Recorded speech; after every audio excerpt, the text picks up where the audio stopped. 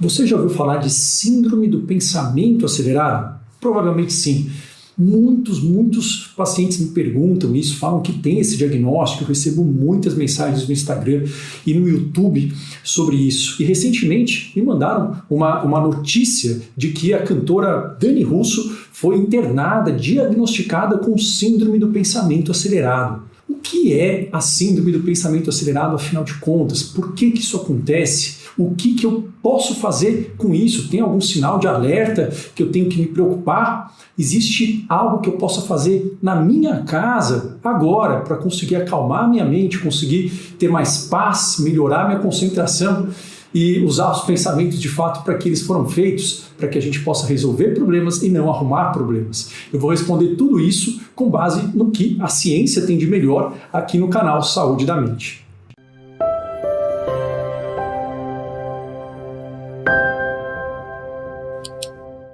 Olá, eu sou Marco Antônio Abud, eu sou médico psiquiatra, clínico formado pela Universidade de São Paulo, fundador aqui do canal Saúde da Mente.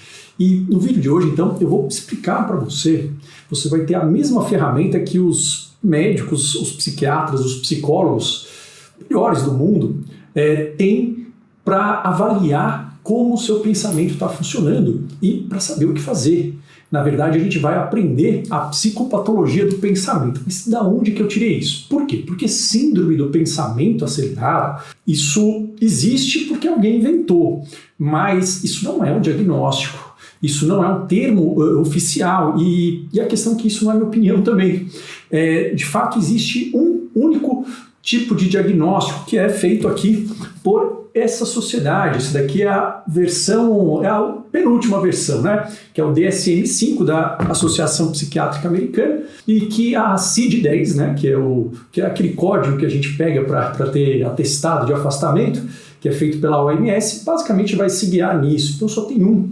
E o objetivo do diagnóstico, qual que é? Basicamente é todo mundo falar a mesma língua e principalmente a gente saber como a gente trata, para que a gente possa estudar e fazer com que a gente alivie mais o sofrimento, consiga evitar que volte, consiga fazer com que a pessoa recupere a vida dela. Então a única função do diagnóstico é nortear o tratamento. E tem que ter um só, porque senão as pessoas no Canadá, enfim, alguém na Austrália, alguém nos Estados Unidos, eu não vou conseguir ler nada que eles escreverem. Se alguém descobriu um novo método, uma nova técnica, enfim, na Nova Zelândia, no Reino Unido, na Alemanha, eu não vou saber, eu não vou conseguir ler, porque eu não sei se a pessoa está chamando aquilo lá, aquele conjunto de coisas da mesma forma que eu estou chamando. Então, a síndrome do pensamento acelerado não é um diagnóstico, ou se é um diagnóstico que ninguém usa, tá? Porque ela não está aqui, isso é checável. E pelo que eu procurei, eu procurei basicamente em dois lugares, no Google e no PubMed. PubMed, que é P de Paulo, U de Urubu, B de bola, pub.med.gov. Esse é o maior buscador de artigos científicos, é como se fosse o Google de artigos científicos. Tem o Google também que está tentando colocar esse Google de pesquisa, mas ele não é muito bom. O pubmed.gov. Digita só PubMed no Google e entra lá, vai aparecer um navegador, uma barra para você procurar. Lá é a maior biblioteca de artigos científicos, então não tem nada no PubMed sobre isso, né? Nem em português e nem em inglês. E basicamente o que eu achei no Google foram referências ao Augusto Cury, e aparentemente ele inventou esse termo, e nada de errado em inventar ou não, mas isso não é algo que outras pessoas usem, e todos os sites que eu vi que mencionavam esse termo, mencionavam relacionados a ele, ou tinha alguma entrevista, tinha alguma coisa relacionada. Então, basicamente, isso é um termo que ficou popular, mas foi inventado pelo Augusto Cury, não tem nenhum problema em inventar termos. Isso só faz com que a gente não tenha a menor ideia do que ele está chamando, e isso não vai implicar em nada no tratamento, porque a ideia é que o tratamento a gente vai planejar para que ele dependa menos de sorte possível, para que a gente possa oferecer aquilo que é mais eficiente, que é mais rápido, que é mais natural, que não causa efeito colateral e que possa tanto aliviar quanto prevenir. Isso é o objetivo de toda a medicina, né? Essa é a função de um médico clínico. A gente se baseia nas evidências científicas porque é o que dá mais certo. porque é isso que dá para a gente, o que é seguro, e a gente se baseia também em como aplicar isso na nossa prática clínica. Tá? Então a gente tem um sistema e não precisa gostar nem desgostar dele. Eu também não sou muito fã, não é perfeito, mas é o único e só pode ter um. E ele é o melhor que tem, porque foi o melhor testado e sempre está se aprimorando. Tá? Então já adianto, ninguém tem esse diagnóstico e isso não leva à internação, não leva. E quem falar que algo diferente pode pedir para falar comigo agora, pode, mas não tem justificativa, porque isso é algo consensual. Então não existe o diagnóstico de síndrome do pensamento acelerado. Não existe do ponto de vista médico, e se existe, ele não serve para nada, em termos de indicar para você o que você deve fazer com isso. Claro, cada um pode falar da própria experiência, mas aí não vai ser medicina, isso vai ser um chute, uma opinião. Bom, mas o que existe? Existe um sintoma, que é a aceleração de pensamentos. Qual que é a diferença de síndrome para sintoma? Não precisa, obviamente, saber isso, mas só para esclarecer, porque é muita informação que a gente tem na internet e isso gera um overload, informação sem organização só gera confusão, Essa é uma frase que eu gosto de falar, porque é verdade, Dá muita informação e eu estou sofrendo, eu não sei por onde começar ou qual eu tenho que tentar, isso só vai fazer com que eu fique pior. Então, assim, síndrome é um nome ruim, é um nome feio, mas quer dizer o quê? Conjunto de sintomas. Tá? Sintoma é qualquer coisa que você sente ou que o médico percebe ao te examinar. Quando ele percebe, quando te examina, isso é um sinal. E sintoma é o que você sente que te atrapalha. Resumindo, é isso. Se você sente dor de cabeça, isso é um sintoma. Dor de estômago é um sintoma. Pensamentos rápidos, se estão te atrapalhando, são um sintoma. Se não estão te atrapalhando, isso não é nada.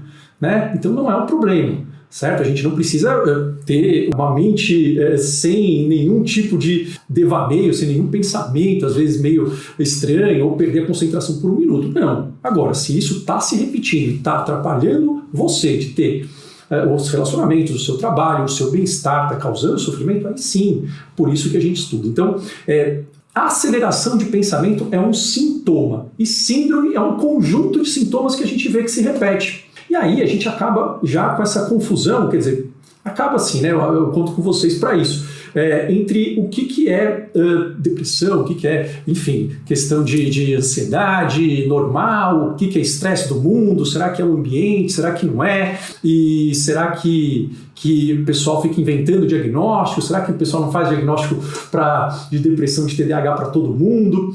Não, a ideia é que assim, tem médicos bons, médicos ruins, tem psicólogos bons, psicólogos ruins, como todas as profissões da vida. Mas assim, uma coisa que é importante é que um conjunto de sintomas, ele define um padrão que nós vemos que se repete, porque isso é observado. E a única função é a gente ver como melhora. E a ideia é que para você, uma síndrome, um conjunto de sintomas, ela não quer dizer nada. Síndrome gripal, nariz escorrendo, tosse, dor de garganta, dor de ouvido, fraqueza no corpo e febre. Quem não teve isso, O que é isso? Pode ser tudo, inclusive nada. Pode ser Covid, pode ser uma amidalite, pode ser uma gripe, pode ser um resfriado, pode ser uma otite, pode ser uma pneumonia, ou pode não ser nada, ser um quadro alérgico. Então, síndromes são sintomas que ocorrem juntos. Para a gente fazer um diagnóstico, a gente não basta ter uma síndrome. A gente tem que ter um conjunto de sintomas que se repete, que tem um padrão. Isso tem que causar prejuízo. Então, se você, uma pergunta prática, uma resposta prática e muito correta do que diferencia o normal e o patológico, basicamente o que atrapalha a sua vida. O que está fazendo a sua vida ou paralisada ou mais difícil. Eu, por exemplo, sinto ansiedade como todo ser humano sente. Aliás, pessoas que não sentem nada de ansiedade, desconfiem delas. Porque a ansiedade basicamente é uma sensação natural que sinaliza que algo que você se importa está ameaçado. Se você não tem ansiedade, ou você tem uma questão neurológica, ou você não se importa também com nada. Mas, enfim, isso eu tenho, é normal, todo mundo tem. Isso é diferente, por exemplo, de quando eu tive uma crise de pânico, que é uma sensação de um medo absurdo, que a gente vai morrer, enquanto eu estava dirigindo. Isso é diferente de eu ficar preocupado quando que a próxima crise vai vir e isso não me deixar me concentrar no resto. É diferente de eu ter que ficar medindo os meus batimentos cardíacos 3, 4 vezes por dia, de ter que medir um aparelho de pressão na bolsa e medir minha pressão e ter que ir para o pronto-socorro e voltar no pronto-socorro várias vezes, mesmo estando normal, começar a evitar dirigir, começar a ter que sair acompanhado com alguém pelo medo de passar mal. Isso não é normal. Isso não é normal independentemente do que a gente acha. Isso não é normal porque está atrapalhando a vida. Por quê? Porque está fazendo com que você não consiga decidir o que você quer fazer. Você decide com base no que é a ansiedade, no que a depressão, com base no que, enfim, o TDAH está querendo. Você decide para não ter ansiedade, não com base no que você quer fazer. Então isso é um problema. Você não consegue parar de se preocupar, é um problema. Então, essa é a diferença. Síndrome, sintoma que você sente que te atrapalha. Síndrome, conjunto de sintomas que a gente vê que tem um padrão. Diagnóstico, tem que ter um conjunto de sintomas, tem que ter prejuízo, tem um tempo também de duração. Eu sei que é muita informação, mas isso não é polêmico. E essa discussão, do ponto de vista filosófico, ela é importante para os filósofos. Ela é importante também do ponto de vista de falar, será que isso aqui faz sentido? Será que não faz? Para quem vai se reunir para fazer esses modelos, para os pesquisadores. Agora, quem é médico, a gente usa isso no campo de batalha, porque isso vai dar para a gente o melhor GPS de saber o que eu tenho que fazer, o que eu não tenho que fazer que piora e quanto tempo demora. Como é que eu consigo medir se está melhorando ou não? E o objetivo é que a pessoa ela volte não só a não ter o sintoma, mas sim que ela volte a recuperar a parte de relacionamentos, de questões profissionais e que ela não decida nada com base nesses sintomas, sim com base no que ela quer. Tá? Então isso é um resumo básico, de forma muito simples, né? Claro que eu tento colocar isso de forma mais clara, simples, mas isso não é polêmico e essa é a única forma de fazer que é ética, que é legal e que funciona, que é isso que a gente quer, ter um norte, ter uma direção. Né?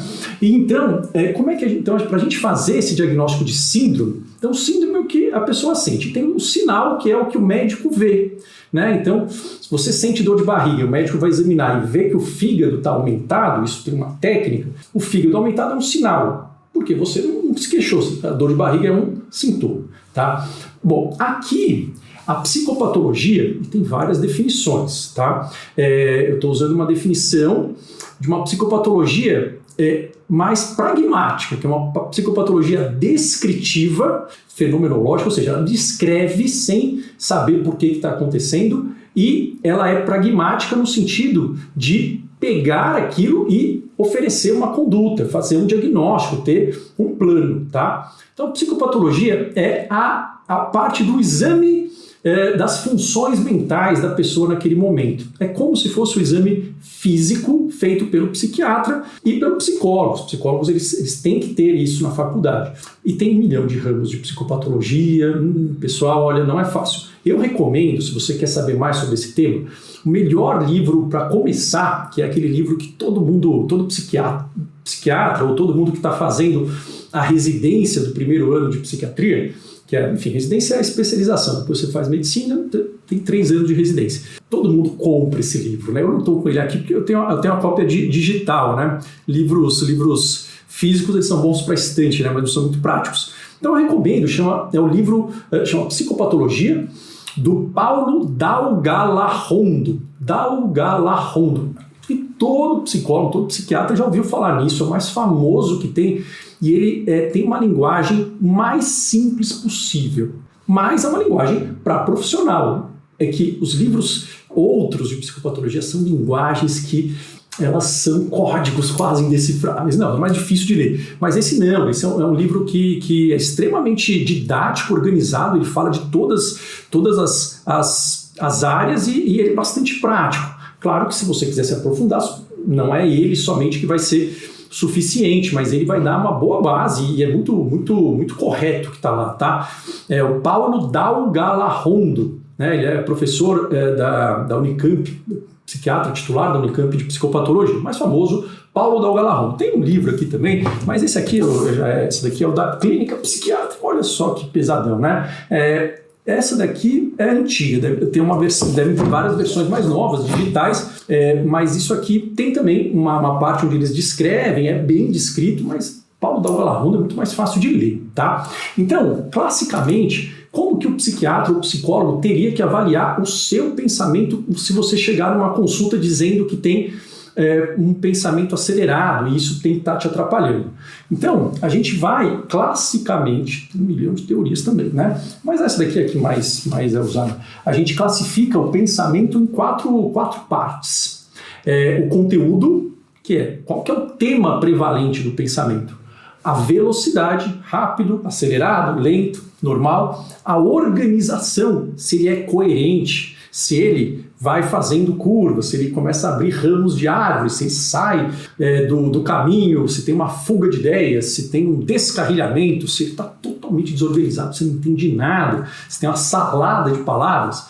E da autoria, se o pensamento é da própria pessoa ou é alguém que colocou. Isso é algo que indica quadros mais psicóticos, mas são esses 4 elementos, tá? Então, o pensamento acelerado, ele é o quê? Ele entra aqui, ó. Então, a velocidade, ela pode estar acelerada,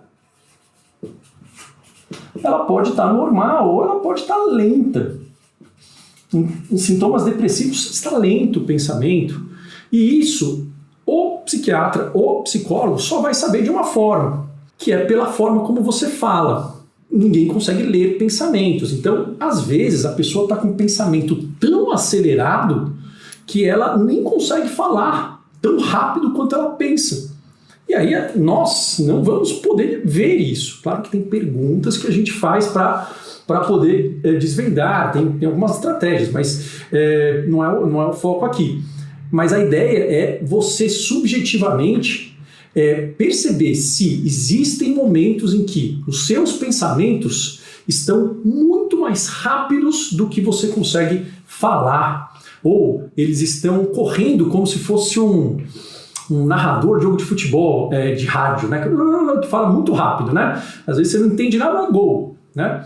Então, se você sente que eles estão acelerados e ter isso de vez em quando, você conseguir sair desses pensamentos e se concentrar em outra coisa, não tem problema nenhum.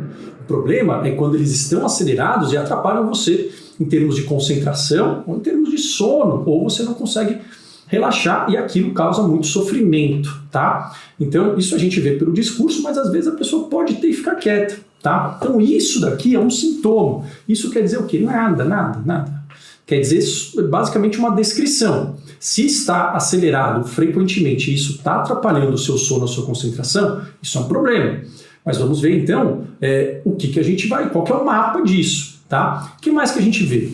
O conteúdo, ele pode ser um conteúdo do futuro. Como assim? Eu posso estar pensando no que eu quero fazer, estou planejando coisas. Isso, em geral, não é um problema, né? Ninguém se queixa muito disso. Eu posso estar imaginando. Agora, o mais comum é que eu esteja antecipando catástrofes. Então, esse pensamento, que é uma antecipação catastrófica, que é um tipo de preocupação excessiva, isso é muito comum em transtornos de ansiedade, que são os mais comuns, tá? Então, nos transtornos de ansiedade, tem pensamento acelerado? Tem, mas eles são acelerados predominantemente com isso aqui, ó, com uma antecipação catastrófica. Pode ser você antecipar catástrofes que podem ocorrer com a sua família, antecipar catástrofes que podem acontecer com você, ficar, enfim, preocupado, enfim, se você vai ser assaltado ou não, que é ótimo, mas se você não desliga isso, ou se vem fora de hora, isso atrapalha. Você pode estar preocupado com as coisas que você tem que fazer no dia seguinte e que você não vai dar conta, ou em fracassar em algum tipo de prova, de tarefa, e isso, enfim, fazer com que todo mundo perceba que você é de fato um impostor, você é uma pessoa, enfim, não competente. Você pode se antecipar em termos de uma apresentação em público, de ser julgado, de gaguejar, de falar alguma coisa errada e rirem de você. Você pode antecipar se você vai ter uma crise de pânico. Você pode ficar com esse pensamento sem parar, falando, será que vai vir? Meu Deus, não pode vir agora. Isso pode acontecer em qualquer momento. Você pode se antecipar se você vai ter uma doença, ou se, enfim, a dor que você está sentindo nas costas pode querer dizer um câncer de coluna, ou se o médico ele viu certo o seu exame, se você não tem mesmo nada no coração, porque ele está batendo mais rápido. Então, na ansiedade, ele está acelerado, ele pode atrapalhar o sono e tem a ver com antecipações catastróficas, tá? Agora, ele tem outros conteúdos, ele pode ter a ver com o passado, em geral é mais comum na depressão e normalmente vem com culpa, com sintomas de inferioridade ou com falta de esperança. Ele pode ter com ideias novas, ideias incríveis, às vezes até com ideias muito fantasiosas que saem da realidade, pode vir com raiva, pode vir repassando conversas, se criticando. Então ele tem vários conteúdos, tá? Na ansiedade o predomínio é isso aqui. Pode ter os outros? Pode, tá? Se o seu pensamento é acelerado para tudo e principalmente para ideias, aí pode ser que seja ansiedade, provavelmente tem um componente, mas aí você tem que tomar cuidado. Por quê? Porque isso pode indicar um traço, mas não é um diagnóstico, obviamente, de algo do espectro bipolar, que seria um bipolar soft. Eu digo soft porque os bipolares que são mais clássicos, é muito difícil que a pessoa não saiba, né? Eles são muito clássicos. Mas tem pessoas que têm esse traço oculto, entre aspas. E isso, qual é a única importância disso? A importância é porque essas pessoas pioram com o antidepressivo, tá? Mas se você tem esse pensamento acelerado, não só para preocupações ou para tudo, e para muitas ideias novas, consulta um médico e não toma antidepressivo. Quer dizer, não tome sem médico nunca, mas você pode sim piorar muito se você tomar antidepressivo e remédio para TDAH. Mas a grande maioria das pessoas que vai ter isso vão ter devido à ansiedade, tá? Isso é algo que é visto no pensamento e isso tem que estar atrapalhando. E se isso está numa ansiedade tóxica, patológica, num transtorno de ansiedade, isso está atrapalhando. Isso acaba com a concentração. Isso faz com que você não consiga resolver nada. Faz com que você fique cansado o tempo todo, faz com que você fique cansado sem conseguir parar de se preocupar. É uma prisão, né? Que é isso que a ansiedade faz. Mas transtornos ansiosos são os mais comuns e eles são, enfim, os que mais respondem a tratamentos não medicamentosos. São aqueles que a gente tem a maior taxa de cura na psiquiatria, que está na medicina. Só que 90%, 90% a 100% das pessoas que eu vejo e que estatisticamente é estabelecido, elas nunca tiveram acesso ou chegaram a serem oferecidas tratamentos que são aqueles mais eficazes. Elas costumam fazer tratamentos que são ali tratamentos de segunda linha, que funcionam mais ou menos. O objetivo do tratamento é ser curativo.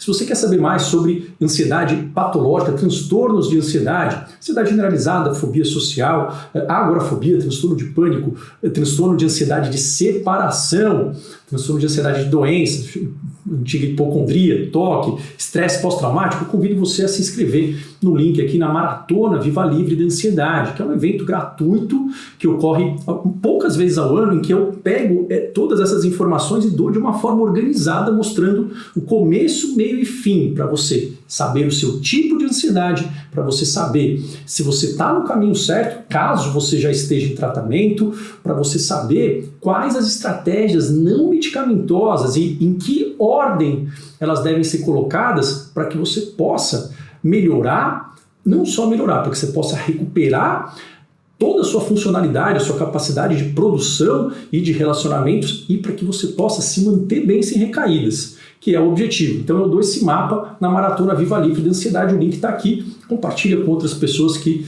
podem estar sofrendo com isso, ou que você quer ajudar. Tá? Então, aqui a gente viu na ansiedade. Outra coisa, ele pode estar organizado, que é o quê? Coerente. Ele pode estar arborizado. O que é arborizado? Né? Eu uso muito esse nome, eu gosto dessa visão. Você começa um assunto, imagina que é um tronco de uma árvore. Aí ele, enfim, você lembra de uma outra coisa que tem a ver, mas é outro assunto, aí você começa. Aí você vai abrindo galhos, pode ser que você volte. Se volta e não atrapalha, é normal, todo mundo tem isso, né? A gente faz umas digressões. Mas às vezes você está tendo isso, aí abre uma nova janelinha, você vai, aí você abre aquela. Aí aqui você já não sabe lá nem onde que você estava. E isso faz com que você perca o fio da meada do que você está fazendo no seu dia a dia.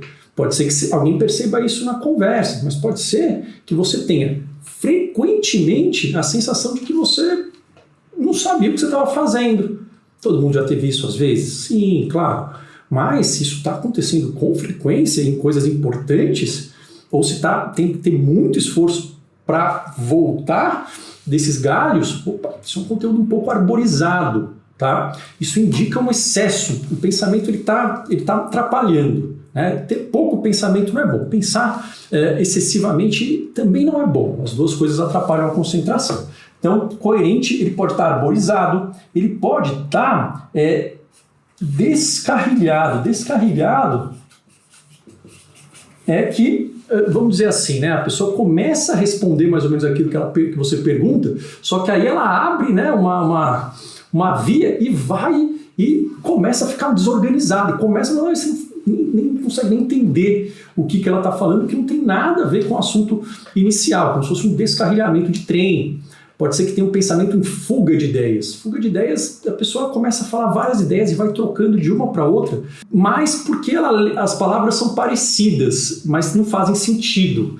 Então ela começa a falar pergunto como que está o pensamento, ela fala que está acelerado, mas está acelerado porque é irado, e por falar em irado, tem uma questão do leite desnatado que ela tomou de manhã, e de manhã rima com café da manhã, ou é parecido com o café da manhã, e o café da manhã é a refeição mais importante do dia. Enfim, eu dei um exemplo totalmente aleatório, onde a pessoa está emendando assuntos por sons parecidos. E isso não para. Um quadro raro, isso sim é extremamente indicativo de transtorno bipolar. Mas isso é muito raro, e normalmente quando a pessoa tem isso, ela está tendo muitas dificuldades no dia a dia. Tá? E a autoria, se o pensamento é seu, ou se ele é imposto por outra pessoa, ou se ele é externo. Enfim, isso basicamente com pessoas que têm alucinações, né, auditivas, num toque grave. É tanto pensamento ruim que vem que às vezes a pessoa fica em dúvida, porque não é ela que está produzindo. Ela percebe que é da cabeça dela, mas assim, não é voluntário, não tem nada a ver com o que ela acredita. Isso às vezes pode ficar ali no meio termo, tá? Mas essas são as formas de avaliar pensamentos. Pensamento acelerado, síndrome do pensamento acelerado, não é diagnóstico, ninguém interna por isso. Então, se você ler a reportagem que eu estava lendo, tudo bem, né? Enfim, eu não falo o que quer, mas assim, não existe esse diagnóstico, e isso não é, você pode concordar ou discordar. O problema é que, assim, ninguém usa também se existir. E isso também não tem tratamento, ninguém sabe o que fazer, ou enfim, é um chute. Porém, isso pode ser um sintoma, e aí vai depender do quê? Principalmente do conteúdo. Tá? Você está vendo o vídeo até agora, quer dizer que o seu pensamento está razoavelmente coerente e que ele, enfim, é um pensamento que não está com um nível de desorganização. Mas o conteúdo que mais atrapalha, isso vai dar para você a dica se você está com quadro ansioso ou não. Tá? E aí na ansiedade, então, esse pensamento ele pode estar acelerado, ele tem essa antecipação catastrófica, mas tem basicamente 3 tipos de pensamentos. Isso eu falo bastante na primeira aula do treinamento para mentes ansiosas, que é um tratamento baseado na terapia cognitivo-comportamental, cientificamente comprovado para tratar quadros ansiosos de forma digital, sem remédios, e que funciona tanto quanto tratamentos presenciais. Mas isso no primeiro passo, a pessoa ela tem que ser dona da sua ansiedade, ela tem que saber qual é o inimigo que ela está lutando e saber que pensamento é produzido pela ansiedade e que pensamento é produzido por ela. Porque a ansiedade ela leva a uma programação falsa no cérebro. O cérebro ele fica funcionando num modo em que a pessoa constantemente fica percebendo perigo onde existe segurança, e ela constantemente fica com a sensação de que ela é frágil, de que ela não dá conta, que ela é fraca e que ela não aguenta esse perigo. E isso totalmente involuntário, e isso entra num ciclo que faz com que a pessoa vá restringindo a vida dela e vai perdendo oportunidades e, obviamente, além dos prejuízos, pode levar a um quadro depressivo, tem outras consequências para a saúde. Eu falo tudo isso na maratona Viva Livre da Ansiedade. E a boa notícia é que, quando a gente conhece, a gente primeiro começa a separar. Por quê? Porque esses pensamentos, eles não são você. Eles não são voluntários e eles não são quem você é. Não tem nada a ver com a sua personalidade. E isso, basicamente, o melhor argumento é porque, se tivesse a ver, você não estaria sofrendo com eles. A boa notícia é que a gente consegue enfraquecer e fazer eles passarem, mas obviamente isso precisa de um passo a passo. Então, mas o primeiro passo é perceber. Às vezes a gente até fica desconfortável para perceber, e eu sei que é chato, porque ninguém quer perceber que está tendo um problema. Basicamente, se está tendo um problema e está te atrapalhando, o problema já está aí. Então, eu gosto dessa frase porque é verdade.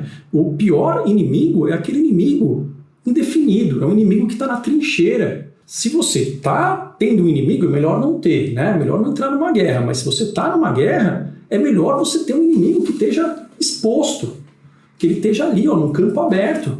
Por quê? Porque se ele estiver numa trincheira, você não ganha dele. E isso a gente vê em todas as guerras, né? Vietnã, Ucrânia, Afeganistão, assim, não dá. Por quê? Porque o inimigo ele fica desconhecido. Então a gente está o quê? Deixando esse inimigo a céu aberto para a gente saber o alvo, ele fica exposto, tá?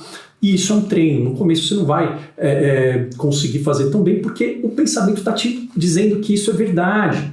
Bem, mas quanto mais você vai percebendo, você já está o quê? Ativando uma outra área que compete com ele. Eu falo tudo isso na maratona, eu sei que são informações que às vezes a gente nunca ouviu, mas de fato isso vai te ajudar e você não precisa fazer bem feito na primeira vez. No começo você vai perceber pouco, mas quando você perceber, tenta ver se algum desses três está ocorrendo. E é importante porque a gente vai tratar de formas diferentes. Então, o primeiro são, de fato, preocupações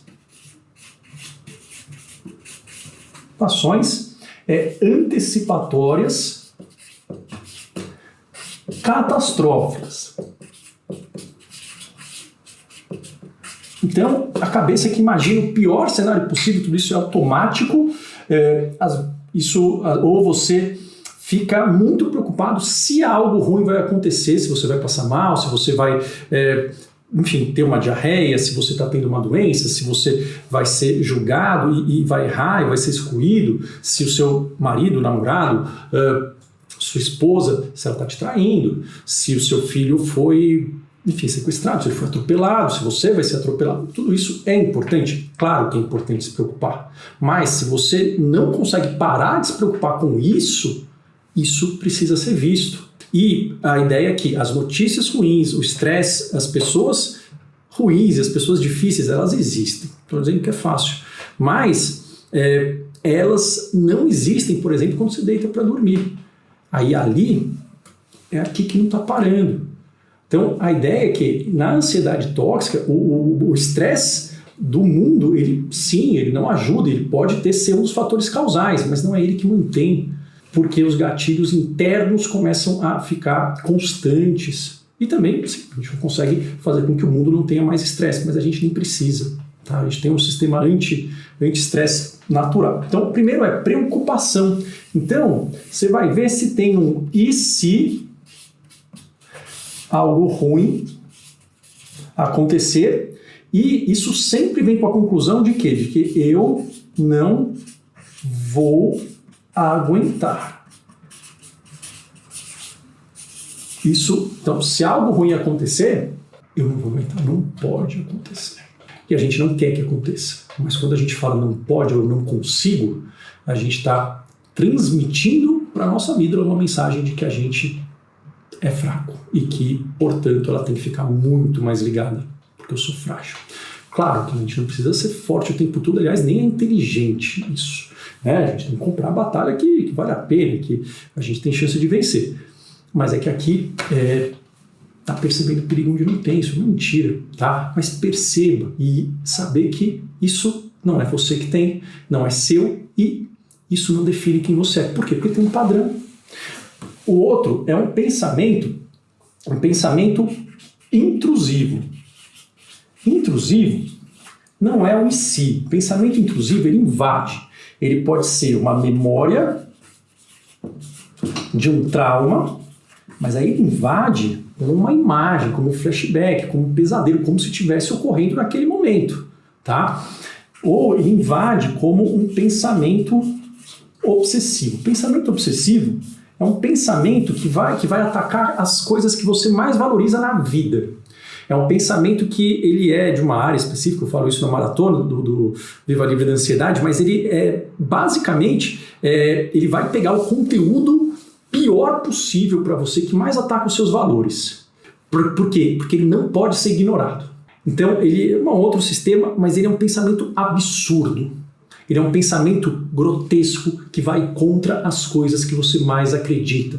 E isso não tem nenhum significado, tá? Isso é uma hiperativação do córtex órbito-frontal e da cápsula interna, mas a gente vai falar sobre isso. O importante é que a gente identificar e a gente não piorar o sofrimento. Ter isso é sofrido? É. A gente ter isso e ainda achar que isso ocorre por conta disso, que a culpa é nossa, isso simplesmente é inútil e aumenta o sofrimento, tá? Então, ele pode ser intrusivo, ele pode ser uma preocupação antecipatória, que é ruim mesmo, mas não é uma coisa absurda que você não se preocupa, é algo que você se importa. E o terceiro, a gente chama isso de um pensamento automático negativo, isso nome da psicologia cognitiva, mas basicamente isso daqui é uma interpretação.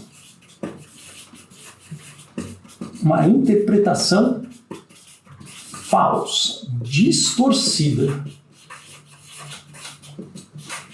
dos fatos. Então, se alguém não responde a sua mensagem, a interpretação, isso é automático, né? Por isso que é automático, a gente não controla. Desse fato vai ser que isso quer dizer que não se importa comigo, ou que aconteceu uma catástrofe, ou que está me traindo. Seu filho não responde a mensagem a primeira vez, a interpretação automática que vem, a gente nem percebe outras possibilidades, é que ele foi sequestrado, ou que ele perdeu o celular, ou que, enfim, ele está no hospital, ou que ele também não se importa. E esses pensamentos, eles simplesmente estão distorcidos porque pode ser que sim, pode ser que não, mas eles basicamente não geram nenhuma solução. Se você comete um erro numa apresentação, se você gagueja, se você esquece uma palavra, isso daqui faz com que você perceba o olhar dos outros te julgando o tempo todo. Pode até ser que eles tenham percebido, mas você não consegue, você amplifica isso. Se você tem uma palpitação, por N motivos, porque você subiu a escada, você vai ficar amplificado, isso vai naturalmente vir com uma interpretação de que você tem uma arritmia, de que você tem um infarto, de que você tem, enfim, algo que não é normal e que você precisa medir mais a sua pressão e precisa ir para algum lugar. Não estou dizendo que você não tem que ir, mas muito provavelmente, se você está vendo esse vídeo é porque você já foi e o cardiologista ou já foi várias vezes, né? Isso aqui é que faz com que você tenha uma dor nas costas, às vezes nem tenha, mas você veja uma notícia de alguém que teve uma doença rara e faz com que isso, eu posso ter isso. Não, se teve lá, eu tenho, mas aliás eu senti isso. Você interpreta os sintomas com base naquilo sem querer e vai procurar no Google. Isso todo mundo tem, mas na ansiedade essa interpretação ela faz com que a gente tome atitudes e decisões que não vão favorecer. Basicamente, isso não está no nosso controle, mas, como eu te falo, a gente está deixando o inimigo conhecido. Eu recomendo que você perceba isso primeiro, se está rápido, se é com preocupação, e você começar a ver para você quando tiver assim, se lembrar, você fala, bom, isso é preocupação, intrusão ou interpretação? Preocupação, intrusão ou interpretação? E saber que você não precisa acreditar nisso.